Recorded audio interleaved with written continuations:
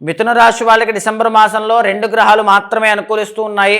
6వ స్థానంలో బుధుడు బాగున్నారు, 3వ స్థానంలో కేతు అనుకూలిస్తూ ఉన్నారు.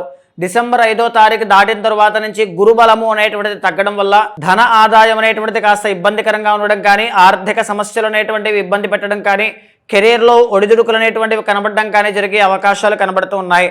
6వ స్థానంలో బుధుడు బాగున్నారు కాబట్టి వ్యాపారస్తులకి స్వల్పమైన విజయాలు లాభాలు తప్పకుండా కనబడతాయి.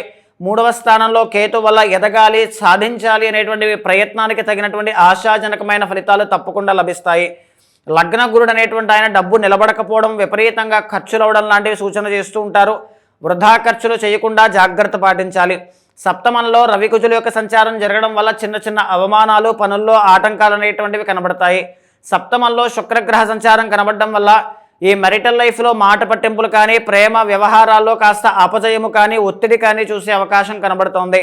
భాగ్యంలో రాహుగ్రహ సంచారం కనబడడం వల్ల ఎవరికైనా డబ్బులు ఇస్తే తిరిగి వచ్చే అవకాశాలు చాలా తక్కువగా ఉంటాయి కాబట్టి కొద్దిగా ఆర్థిక వ్యవహారాల్లో జాగ్రత్త పాటించండి. దశమంలో శనిగ్రహ సంచారం కంటక శనిగా ఇబ్బంది పెడుతోంది కాబట్టి వృత్తి వ్యాపారాల్లో మరింతగా ఎఫర్ట్స్ అనేటువంటివి ఇంకా పెంచుకుంటూ వెళ్ళాలి. లేకపోతే ట్రాన్స్ఫర్లు కానీ, స్ట్రెస్ ఎక్కువ అవడం కానీ, పనుల్లో ఒత్తిడి పెరగడం కానీ, జీతం సరిగ్గా సరిపోకపోవడం కానీ, ఇలా ఆర్థిక వ్యవహారాల్లో కాస్త ఒడిదుడుకులు కనబడుతూ ఉన్నాయి. కాబట్టి డిసెంబర్ మాసంలో మిథున రాశి వాళ్ళు గురుబలం పెంచుకోవడం కోసం ప్రయత్నం చేయండి. తప్పకుండా గురుబలం పెరగాలి అంటే రుద్ర హోమము అనేటువంటిది చేయించండి. ప్రతిరోజు కూడా నవగ్రహాల చుట్టూ ప్రదక్షిణ చేయడం కానీ, నవగ్రహ శ్లోకాలు పారాయణ చేయడం కానీ, నవధాన్యాలు ఏదైనా ఒక రోజు దానంగా ఇవ్వడం కానీ చేయండి. తప్పకుండా గొప్ప శుభ ఫలితాలు చూస్తారు.